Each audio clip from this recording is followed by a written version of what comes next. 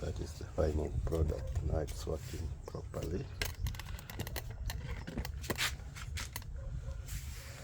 And to remove it, remove it here.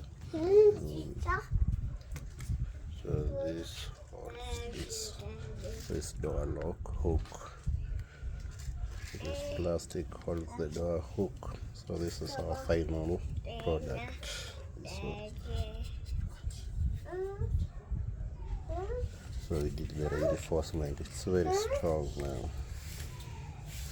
When it breaks, this one is what breaks.